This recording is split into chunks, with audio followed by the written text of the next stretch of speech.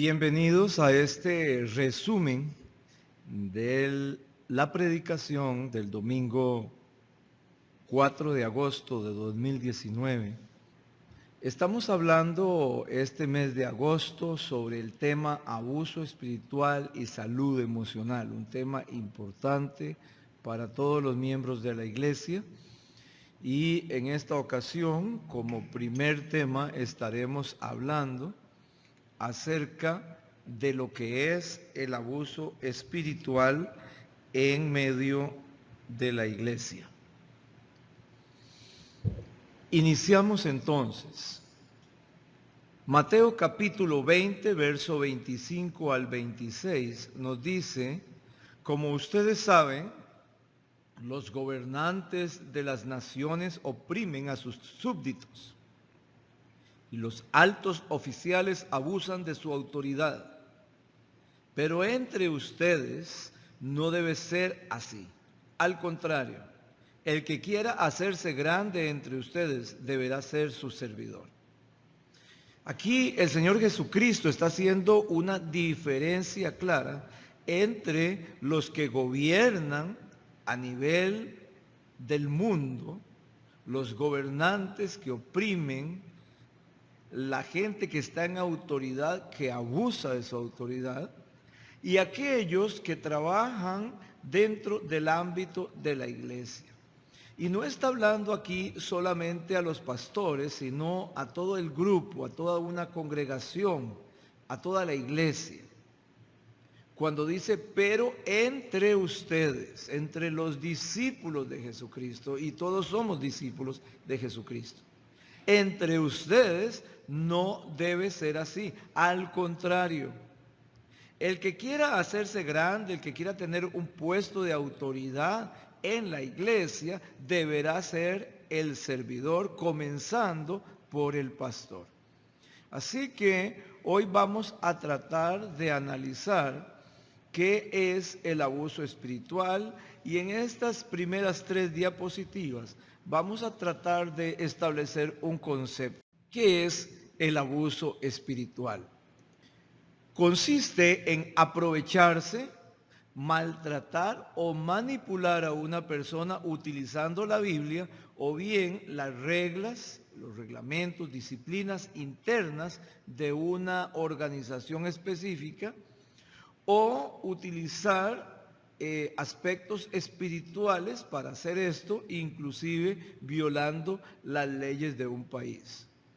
Es muy fácil utilizar la Biblia para manipular a una persona, o desde el púlpito maltratar a una persona. Muchas veces no se hace desde el púlpito, sino en una simple conversación entre hermanos de la iglesia. Alguno trata de manipular, de maltratar o de aprovecharse.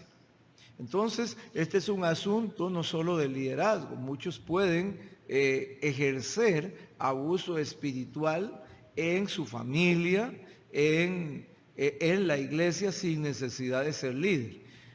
Sin embargo, en la mayoría de los casos, son aquellos que están en algún puesto de liderazgo, de autoridad, que podrían abusar de esa autoridad. Normalmente estas cosas que estamos hablando, ese tipo de abuso, sucede cuando una persona anda en busca de ayuda y de apoyo y llega a la iglesia. Entra a la iglesia y busca ese apoyo a nivel emocional, a nivel espiritual.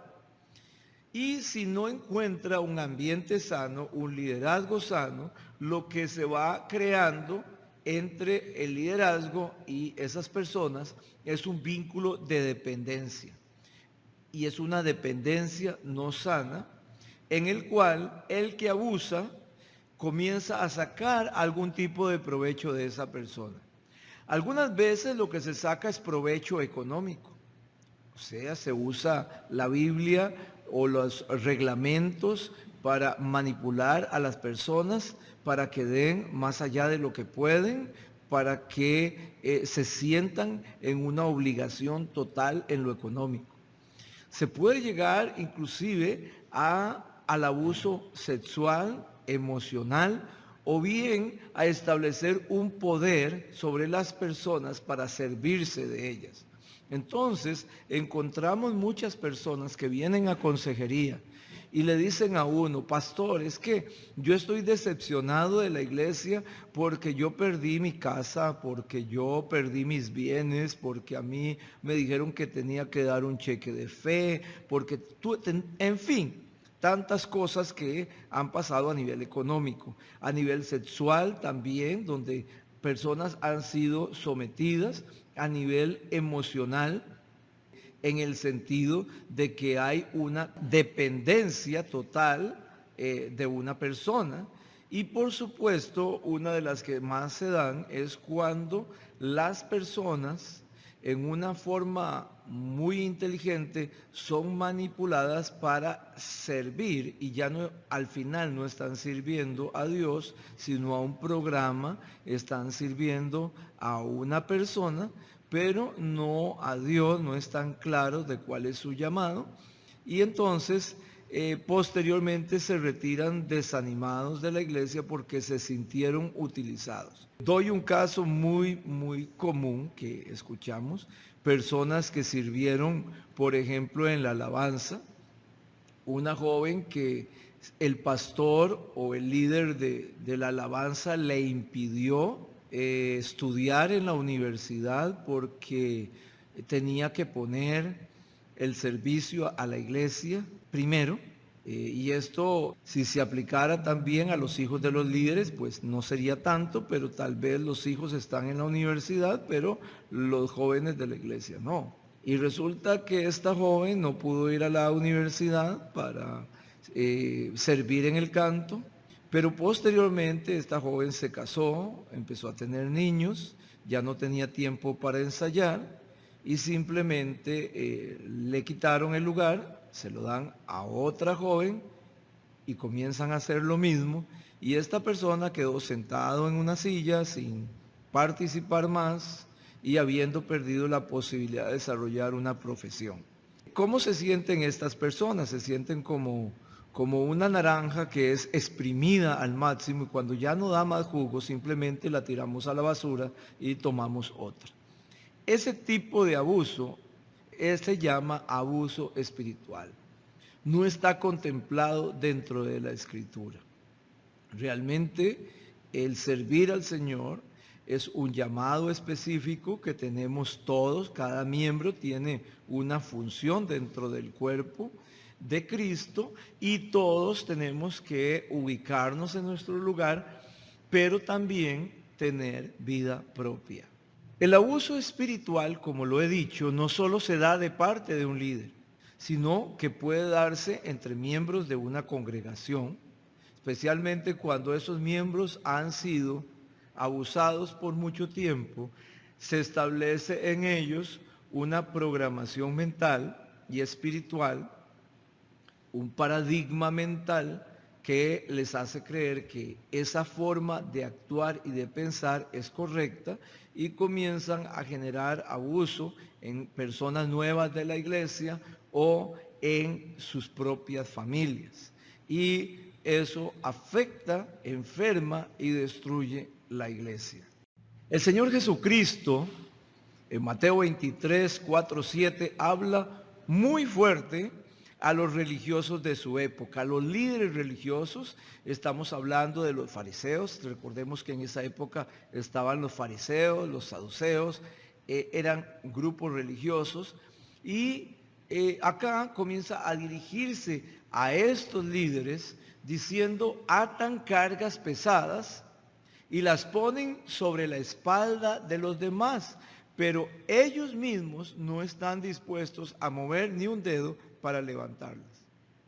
Entonces, cuando utilizamos reglas de la Biblia o reglas de la organización para obligar a las personas a hacer lo que queremos, pero no estamos nosotros ni siquiera cumpliendo con eso, estamos obligando a la gente a diezmar, pastores que obligan a la gente a diezmar, pero no diezman a su organización, no diezman a la iglesia, no pagan el diezmo, no están haciendo lo que están predicando. Entonces, en ese sentido, el Señor Jesús aquí dice, no se puede atar cargas pesadas. De hecho, el mismo Jesucristo dice, llevad mi cruz. Y mi cruz no es pesada, es liviana.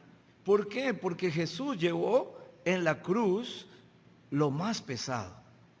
Y hoy en día, lo que nosotros llevamos es la vida abundante en Cristo Jesús. Pero traer a la gente y mentirles diciendo que van a venir a la libertad y cuando están dentro de la iglesia se vuelven más esclavos que cuando vivían en el mundo, eso no es bíblico. Dice aquí que todo lo hacen para que la gente los vea. Usan filacterias grandes y adornan sus ropas con borlas vistosas. Está hablando del estilo de vestimenta. Se mueren por el lugar de honor en los banquetes y los primeros asientos en las sinagogas, y porque la gente los salude en las plazas y les llamen rabí, rabí, y digan pastor, y casi tienen que inclinarse, apóstol. Eso no es lo que el Señor vino a establecer. Ese no es el tipo de liderazgo que el Señor vino a establecer. Así que realmente a veces es un poco difícil para nosotros los pastores hablar de este tema. Pero cuando tenemos una convicción clara de quiénes somos y de aquello a lo que el Señor nos ha llamado, no tenemos por qué tener miedo de hablar sobre estos temas. ¿Cuáles son las características de un sistema de abuso? Si estás en una iglesia, en una organización, en un movimiento, en una familia, donde quiera, cualquier grupo que estés, que se manifiesten este tipo de características, estamos hablando que ahí hay un sistema de abuso. Cuando hay poder sobre las personas, haciendo uso de elementos espirituales, ya sean elementos físicos o elementos que no son físicos, pero que están sometiendo a las personas a hacer cosas de manera obligada, bajo maldición, bajo condenación, eso es abuso espiritual. Someter al activismo religioso y no permitir a la gente tener vida propia, eso es abuso espiritual.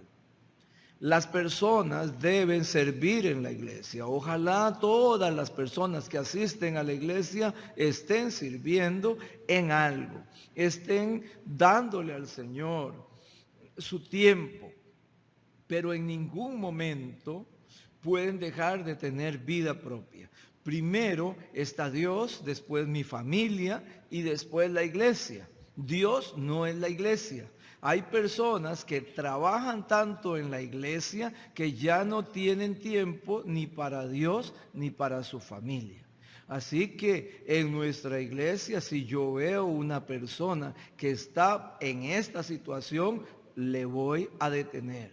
Voy a hablar con esa persona y voy a decirle, tienes que darle tiempo de calidad a tu familia y quiero saber cómo está tu tiempo de calidad con Dios. Porque Dios no te ha llamado a ser un activista religioso, te ha llamado a ser un cristiano.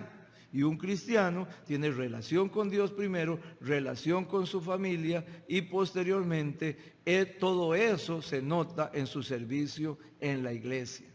Limitar a las personas de sus derechos básicos, pasando por encima inclusive de las leyes de un país, es abuso espiritual.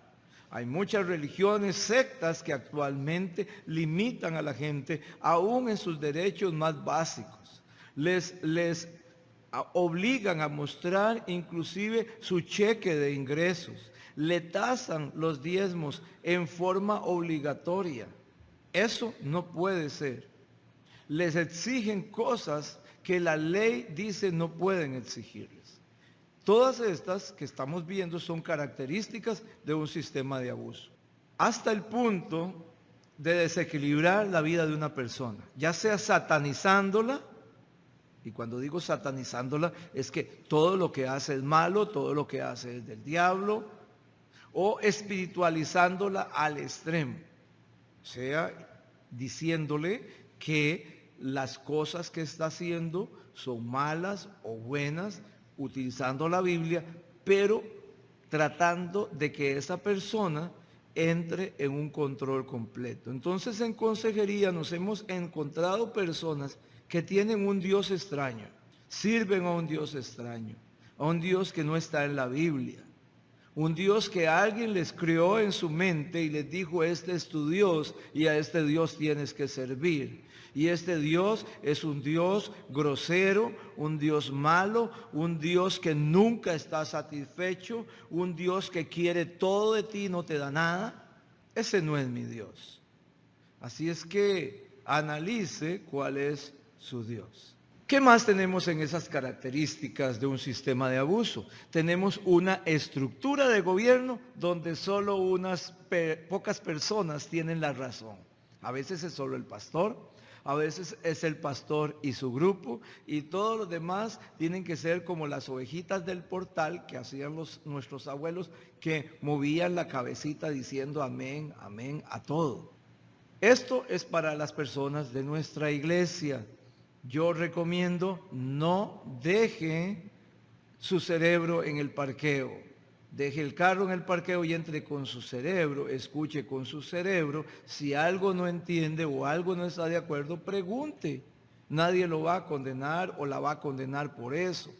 En nuestra iglesia, en nuestra organización, hay una estructura de gobierno ya establecida donde la iglesia local elige al pastor, donde la iglesia local elige una junta. Esta junta obedece, no es que hace lo que le da la gana, obedece lo que la iglesia ha aprobado en una asamblea.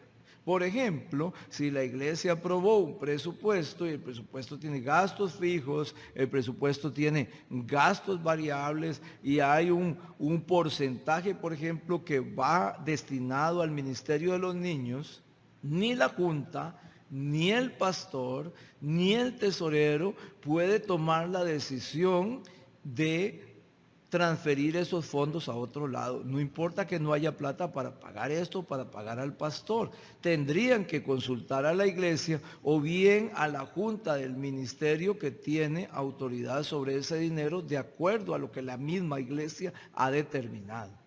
Igualmente debe haber un comité que hace auditoría a la junta y hay una supervisión sobre el pastor. Esto implica que todos rendimos cuentas, que las cosas se deben hacer transparentemente y no en una manera déspota, un grupo pequeño de personas explotar a la iglesia. Eso no es bíblico. El uso del lenguaje para asustar a las personas, amenazar de alguna manera desde el púlpito, retener a las personas diciéndole que si se van para otro lugar están en pecado. Manipular con la escritura para que las personas hagan lo que una persona quiere o humillar públicamente a una persona, eso es una característica clara de un sistema de abuso.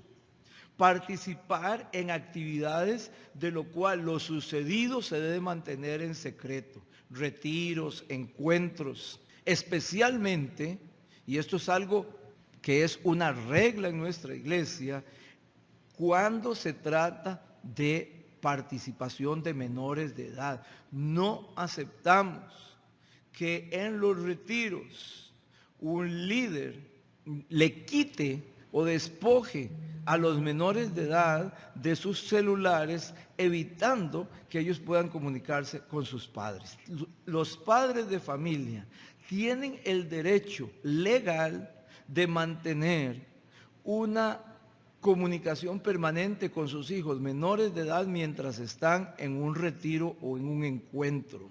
Tenemos hace unos pocos días un joven de 19 años en la zona de Los Ángeles que fue arrestado era el encargado de los campamentos de los niños y estaba abusando sexualmente de estos niños.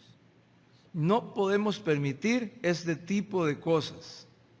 Los niños no pueden ser secuestrados por un líder. Tienen que tener los padres total control sobre lo que está pasando con sus hijos. Es ley. Recibí hace un tiempo en consejería a una persona que dice que en un encuentro tomaron a las jovencitas, les abrían las piernas y hacían un proceso espiritual para sacarle los demonios sexuales.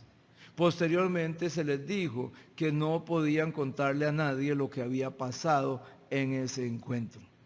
En el Señor no hay oscuridad. Ese tipo de actividades no están escritas en la Biblia. Son interpretaciones privadas y eso se llama abuso espiritual y podría rayar en el abuso sexual. No participe en nada que sea oculto. La luz debe ponerse donde se vea, dice, y no esconderse. Todas las cosas deben estar claras y abiertas. No podemos esconder los informes económicos. La iglesia tiene que ver en qué se está gastando, porque la iglesia es la que está aportando. Y si una junta, si un pastor está gastando el dinero en cosas que no corresponden a lo que tiene que gastarse, que es la misión de la iglesia, pues hay que llamar la atención.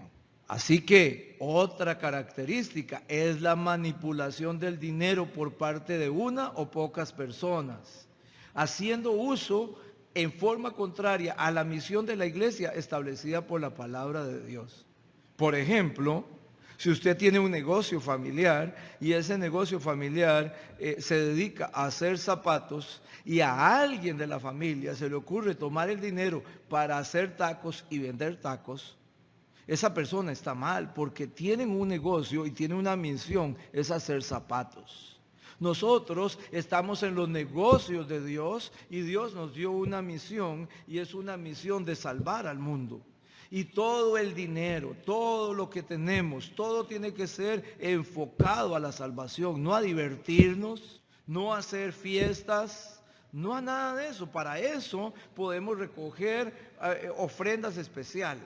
Pero el dinero de la iglesia debe ser establecido en lo que el Señor mandó. Y es algo que la iglesia tiene que entender. Por eso dice, hay de ustedes maestros de la ley, aquellos que enseñaban y que enseñan la palabra. Fariseos hipócritas, le cierran a los demás el reino de los cielos, ni entran ustedes ni dejan entrar a los que intentan hacerlo. Cuando el Señor decía anteriormente, atan cargas, o sea, ponen tantos requisitos para ser cristiano. Hace poco en Facebook estaba viendo una discusión de un grupo de personas sobre cuáles eran las características que tenía que tener una persona para ser salvo. Y tenían una gran lista. Tal vez les caí mal, pero yo puse ahí claramente la historia del ladrón a la par de la cruz. Él no hizo nada. Estaba atado ahí, no podía hacer nada. Él solamente creyó, porque dice, cree en el Señor Jesucristo y serás salvo. Él creyó y fue salvo. Que después las personas tenemos que tener un proceso discipulado, transformacional, es cierto. Pero la salvación está muy clara. Yo no puedo poner reglas para la salvación. De hecho, está muy claro en la Escritura que las personas creen en el Señor Jesucristo, creen que Dios les resucitó de los muertos y son salvos, tienen vida eterna. En el pasado, en el Antiguo Testamento, Dios había dado 10 mandamientos.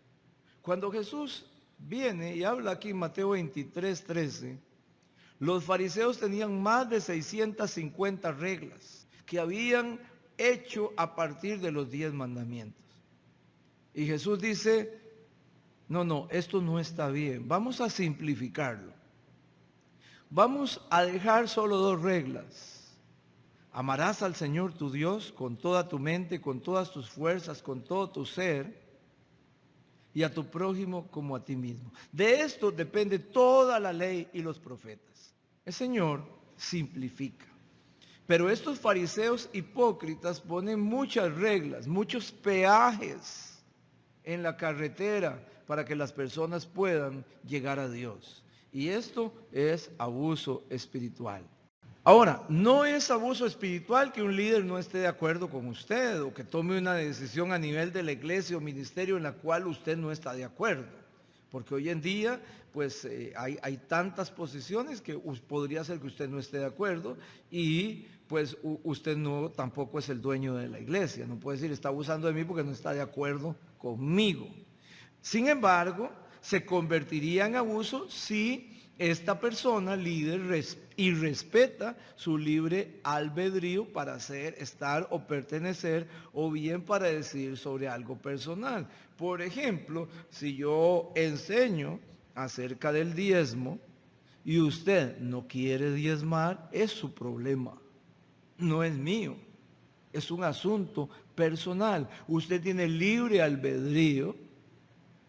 Yo no le puedo decir que usted está obligado a estar en un ministerio cuando ese ministerio hace cosas con las que usted no está de acuerdo. Usted puede retirarse del ministerio, ¿verdad? Inclusive puede retirarse de la iglesia si lo desea.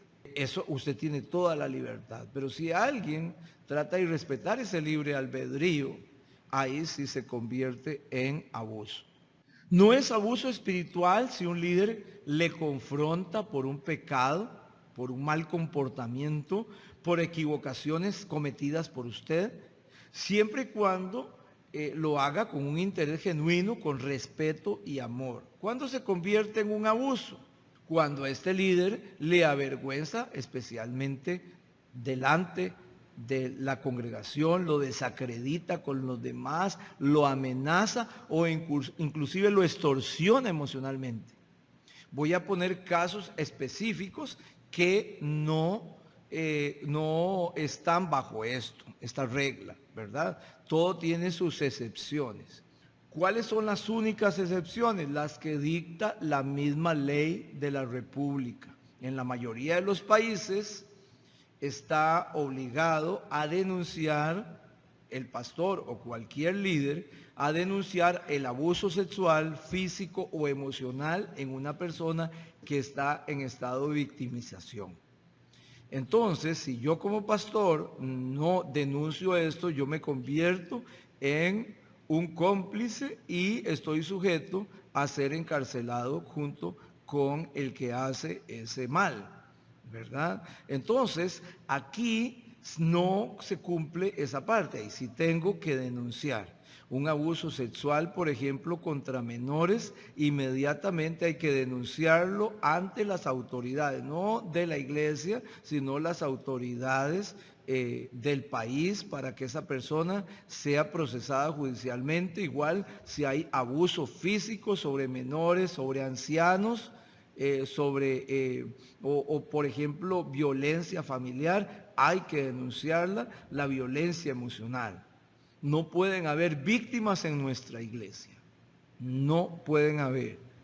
Y en mi caso, ya he actuado legalmente en otras ocasiones para efectos de llevar a cabo un proceso de este tipo. No es abuso espiritual si su líder está en desacuerdo con usted doctrinalmente, aun cuando usted lo manifieste o el líder lo manifieste públicamente. O sea, podemos tener diferencias doctrinales, por ejemplo, sobre los dones del Espíritu Santo, sobre alguna doctrina secundaria de la iglesia. Y eso no implica que dejamos de ser amigos, no implica que usted se tenga que ir de la iglesia porque doctrinalmente no está de acuerdo, pero sí tiene que respetar pues los lineamientos de la iglesia. Por ejemplo, si la iglesia cree en los dones del Espíritu Santo, pero tiene reglas para la participación de los dones del Espíritu Santo dentro de los cultos, y usted rompe las reglas y está haciendo desorden, personalmente yo me acerco y lo voy a parar. Y le digo, por favor, cálmese hermano o hermana, porque está desordenando el culto, ¿verdad? Y eso no es abuso espiritual. Yo tengo la obligación de que el culto tenga un orden en ese sentido, sin quitarle la participación al Espíritu Santo, por supuesto. Ahora, ¿cuándo es abuso? Es abuso cuando este líder le avergüenza, lo desacredita con los demás o le condena simplemente porque usted no está de acuerdo con su doctrina. Hay muchas doctrinas o diferencias doctrinales entre los miembros de la iglesia. A veces no es abuso espiritual si su pastor o la junta le piden que renuncie o se retire de un puesto que usted está ocupando. Si le dan las razones lógicas, puede ser que su comportamiento no sea correcto, puede ser que su testimonio no está siendo el mejor, o podría ser que su desempeño no sea bueno. O sea, si usted tiene un puesto y no cumple con su puesto, con todo el dolor en el alma le voy a decir, hermano o hermana, por favor, dele el campo a otra persona que quiere trabajar. Porque no estamos en un puesto en una junta, no estamos en un puesto en un ministerio para decir a la gente que yo soy parte de un puesto, es para trabajar, comenzando por el pastor. O bien podría ser que una persona se excluya de un puesto porque ya su forma de pensar y de actuar en el ministerio está afectando a la mayoría que creemos de una manera y pues cada vez que tiene la oportunidad comienza a hablar sobre eso. Voy a dar un ejemplo. Si en nuestra iglesia hay reglas básicas sobre la forma de vestir, pero no hay limitantes extremas y cada quien puede tomar su decisión de cómo se viste para llegar a la iglesia, y si la persona pues está vestida decentemente y es aceptable, pero alguien, por ejemplo, llega y le dice que no está bien y esa persona ocupa un puesto y está haciendo uso de su autoridad para imponer una doctrina que la iglesia no tiene, pues posiblemente en mi caso o la Junta le vamos a pedir que renuncie a su puesto porque está tratando de intimidar o de hacer a las personas que hagan cosas que no están en nuestras reglas. Son algo muy personal. Muy bien, ahora si se convierte en abuso, si se trata de chantajear a esa persona para que permanezca en el puesto. O sea, que yo le diga, no hermano, usted no puede hablar eso. Usted tiene que hablar esto que yo quiero y no puede renunciar a su puesto. Tiene que seguir en su puesto. No. Si no está de acuerdo, con todo dolor le voy a decir, abandone su puesto o renuncie, o la misma persona va a renunciar porque se siente incómoda y tiene toda la libertad de hacerlo. No es abuso espiritual si un líder invita a participar a manera de motivación para que realice ciertas acciones en una reunión. Por ejemplo, que yo le diga, hermanos, levanten sus manos al Señor, aplaudan, suban el tono de su voz, demos un grito de júbilo al Señor. Eso no es abuso espiritual, pero se convertiría en abuso espiritual si yo desde el púlpito le avergüenzo, le condeno o le presiono en forma pública o privada para que usted haga esas cosas. O sea, si usted no siente levantar las manos, pues no la levante. Si usted no quiere ponerse en pie, pues no se ponga en pie. Si usted no quiere aplaudir, pues no aplauda. Es su decisión, no es la mía, no es la de los demás.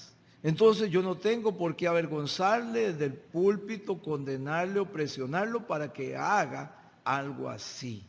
No es abuso espiritual si el liderazgo de la iglesia le menciona las responsabilidades como miembro de la congregación, haciéndole ver sus derechos, entendiéndose inclusive que ahí están incluyendo las responsabilidades financieras. O sea, sabemos que toda persona que dice, ya yo soy miembro de esta iglesia, tiene derecho a elegir la junta, derecho a elegir al pastor, derecho a pedir informes económicos, derechos a pedir todo lo normal de un miembro. Pero también pues tiene responsabilidades que las tenemos todos. Hay que pagar luz, agua, aseguranzas, etcétera. Y todos esos gastos, los materiales de los niños, las sillas, los equipos, todo tiene su costo, el mantenimiento tiene su costo, pues es algo que tenemos que pagar entre todos. Entonces no es un abuso espiritual si hablamos del presupuesto, si decimos de las necesidades que tenemos y pedimos ayuda. No es un abuso. Ahora, es abuso cuando por este motivo, por un asunto de este tipo, se le avergüenza, se le humilla o se le amenaza utilizando la Biblia para manipular su voluntad para que usted cumpla con esas obligaciones. De hecho, usted está en la libertad de irse a otra iglesia, por ejemplo, que tal vez tiene menos obligaciones. O que tal vez un grupo de personas adineradas mantienen la iglesia y hay muchas personas que van y no dan nada. Pero cada iglesia tiene sus reglamentos en este sentido. En nuestra iglesia, pues aquellos que son miembros, se les habla de sus obligaciones como miembros y sus derechos como miembros. Y por supuesto, los que estamos en el liderazgo, tenemos que dar el ejemplo. Entonces hay una serie de obligaciones que están estipuladas para ser líder o estar a cargo de un ministerio de la iglesia. O sea, porque esa persona pues debe ser un ejemplo a los demás en todo. Muy bien, no es abuso espiritual si un líder, miembro de la iglesia o de la familia, le brinda consejería u orientación e inclusive exhortación sobre la forma negativa en la que usted está administrando sus bienes, por ejemplo, o lo que está administrando su vida. Se convertiría en abuso si utilizando la Biblia esta persona le indica la necesidad de administrar su dinero, sus bienes. O sea, que un líder religioso o alguien de la familia le dice, no, usted ya no puede administrar más su dinero. Un esposo le dice al esposo, usted ya no puede administrar más su dinero. O una esposa le dice a su esposo, usted ya no puede administrar más su dinero. Debe haber un acuerdo claro, si se juntan los dineros que paga cada quien, todo eso, pero nadie se le puede quitar, y mucho menos a las personas mayores de edad, que son los que más sufren en este sentido cuando se vuelven ancianos. No se puede administrar el dinero y los bienes de nadie sin mediar la orden de un juez de la República que indique que la persona no es capaz de administrar lo que tiene, lo que le pertenece. Entonces, eso es un asunto ya de uso de facultades o que haya una autorización por escrito, algo legal. Pero solo usando la Biblia, eso no es real. No es abuso cuando un líder le brinda su sentir de parte de Dios acerca de algo de su vida personal, brindándole la oportunidad de aceptarlo o no como cierto. Muchas veces he estado orando por una persona o la veo y Dios me muestra algo que anda mal.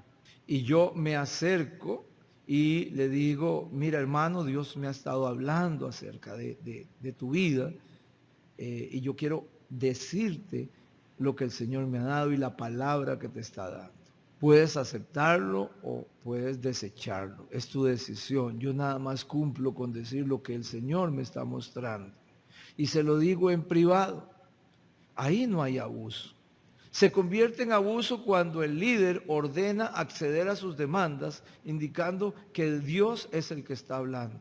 Especialmente, puede ser en privado, pero si lo hace en público es peor.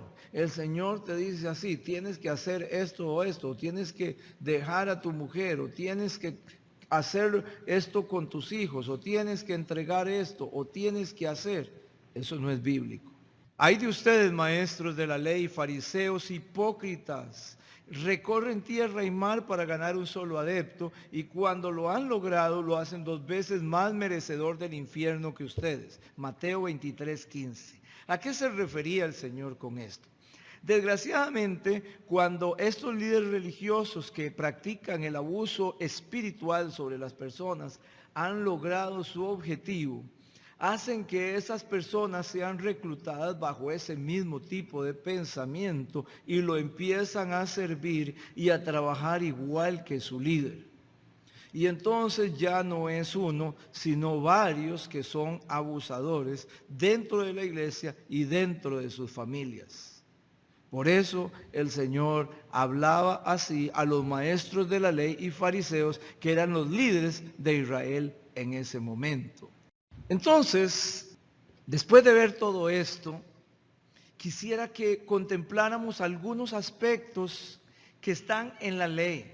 Ya no solamente es un asunto bíblico, sino es la ley. En este caso, estamos en los Estados Unidos. Cada país tiene sus diferentes leyes, pero la mayoría tienen leyes, con muy pocas excepciones, que protegen los derechos humanos de las personas. Por ejemplo, el rechazo. Eso es ilegal, hacer sentir a una persona que es inferior. Nadie es más grande ni menor que nadie. Hacer sentir a una persona que es inferior devaluando sus pensamientos, que lo que piensa es basura, sus sentimientos, tratándole de una manera diferente al resto como si fuera un ciudadano o una persona de menos categoría. Todas las personas tienen derechos ante la ley. Y no podemos hacer sentir a una persona inferior en la iglesia. Todos tienen derechos. Que todos tenemos pecados, que todos tenemos defectos, que unos están más avanzados en la transformación espiritual que otros, es cierto. Pero la iglesia es el taller de Dios. La iglesia es el lugar donde vienen los pecadores para arrepentirse, para ser santificados y transformados por la palabra y por el Espíritu Santo. No puede haber rechazo. La degradación, ridiculizar, burlarse de discapacidades, humillar públicamente, poner etiquetas o calificativos ofensivos, a eso se llama bullying. Y eso no es aceptado por la ley. La reclusión, limitar la libertad para que una persona pueda desenvolverse en su relación normal con otros. Puede incluir el aislamiento físico. Esto no se puede dar ni en la iglesia ni en la familia. No puede suceder. ¿Qué más tenemos en la ley? Cuando pasamos ya del aislamiento al sometimiento. Muchas sectas han caído en esto y hasta han muerto gente. Hay gente, niños y niñas que han sido victimizados y esclavizados por años por un líder religioso y con el acuerdo de sus padres. Coartar el acceso a cualquier vinculación social exterior a la familia o al grupo religioso, eso es ilegal.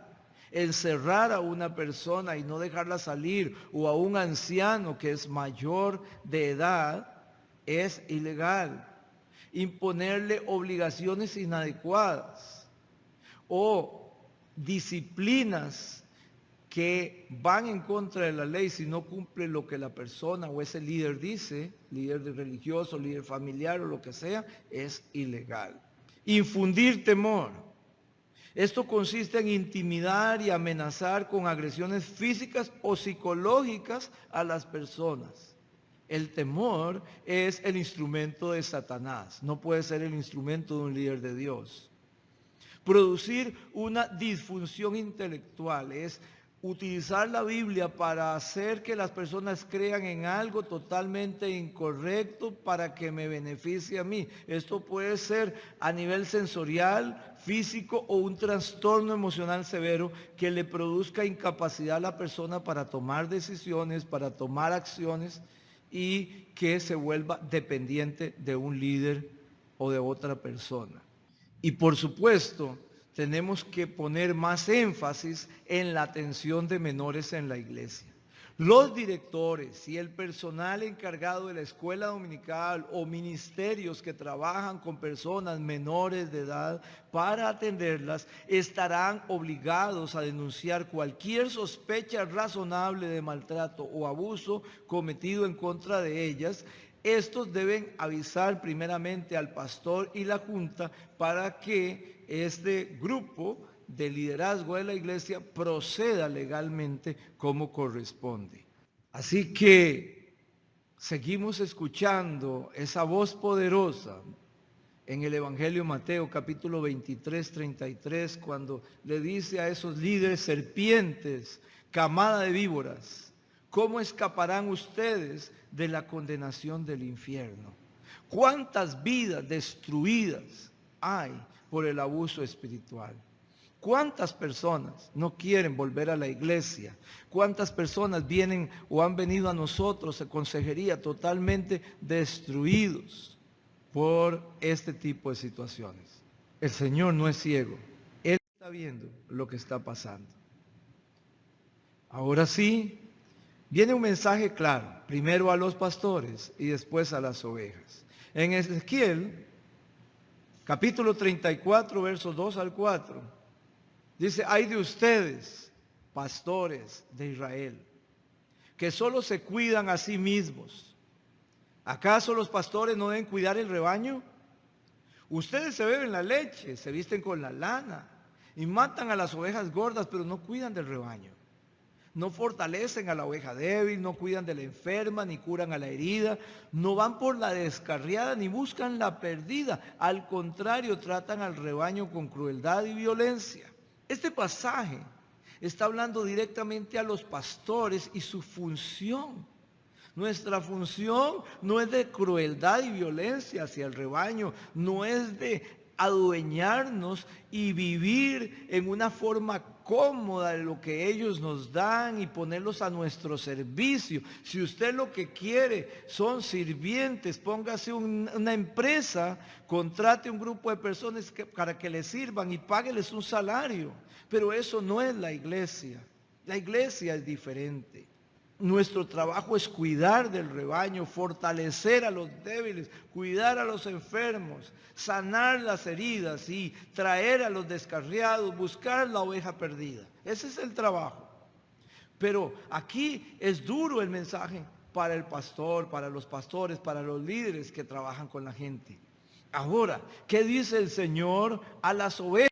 Porque a veces solo quieren que hablemos de esto de nosotros los pastores. Pero ¿qué dice acerca de las ovejas? En cuanto a ti, rebaño mío, dice el Señor. Esto es lo que dice el Señor omnipotente. Juzgaré entre ovejas y ovejas, entre carneros y chivos. No les basta con comerse los mejores pastos, sino que tienen también que pisotear lo que queda. No les basta con beber agua limpia, sino que tienen que enturbiar el resto con las patas. Por eso mis ovejas tienen ahora que comerse el pasto que ustedes han pisoteado y beberse el agua que ustedes han enturbiado. Por eso, así dice el Señor omnipotente: yo mismo voy a juzgar entre ovejas gordas y flacas. Por cuanto ustedes han empujado con el costado y con la espalda y han atacado a cornadas a las más débiles hasta dispersarlas, voy a salvar mis ovejas y ya no les servirán de presa. Yo juzgaré entre ovejas y ovejas. ¿Cuántas personas no se han ido de la iglesia porque han sido corneadas y han sido golpeadas, empujadas para salirse de la iglesia por esas ovejas gordas que se creen las dueñas de la iglesia? No, no. El Señor está llamando a que vengan, ve por las plazas, ve por las calles, fuérzalos a entrar, que nadie se pierda.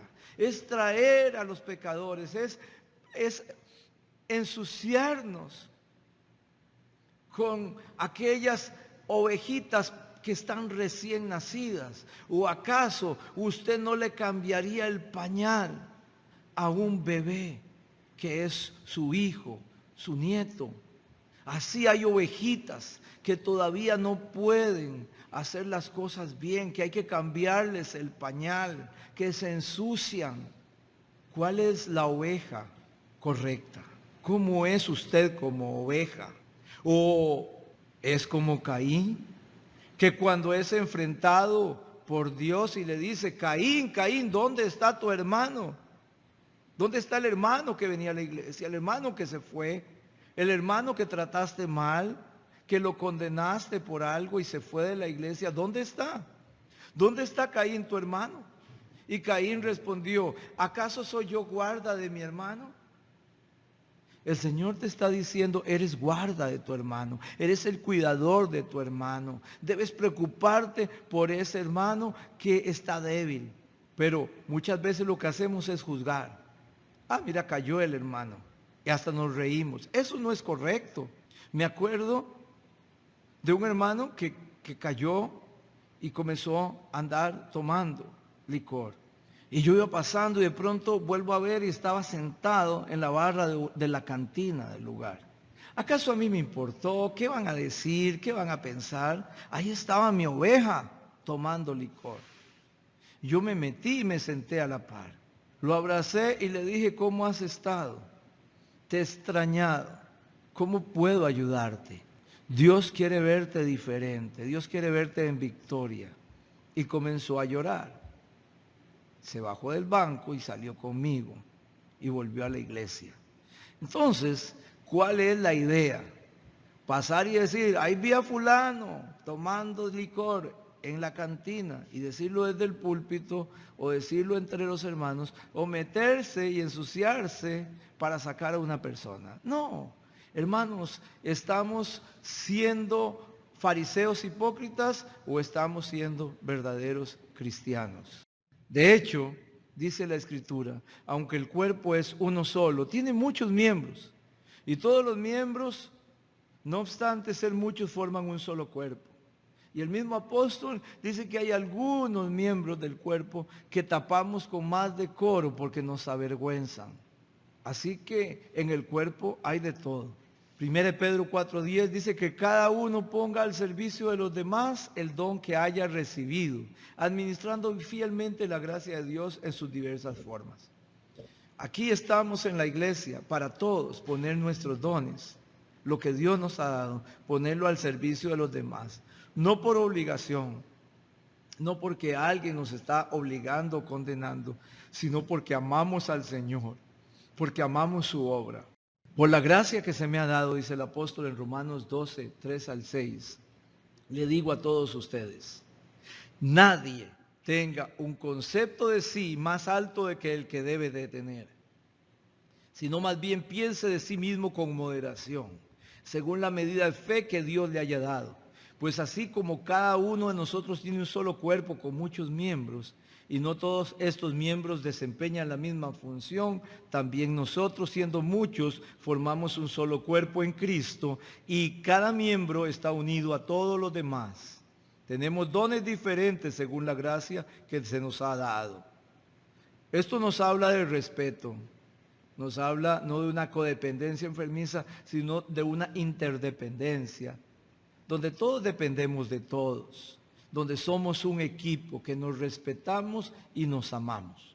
Entonces, todo esto nos enseña que debería haber un cambio en el paradigma del liderazgo. Inclusive actualmente este cambio de paradigma se está dando hasta en las empresas, porque el mundo ha estado cambiando y el liderazgo en la Biblia no es el liderazgo que el mundo ha estado haciendo, y muchos en la iglesia están copiando el liderazgo del mundo. ¿Qué es lo que dice el liderazgo del mundo, el tradicional? Dice que el líder va adelante. Síganme los buenos, yo soy el que deben seguir, yo soy el líder. Eso siempre se ha dicho. El líder tiene todas las respuestas y nadie puede decir nada, se cierra la boca. El líder tiene su mirada puesta en las metas. Y el líder es el que da las órdenes, porque qué gusto tiene ser jefe si yo no mando. Ese es el liderazgo tradicional. El liderazgo bíblico es diferente.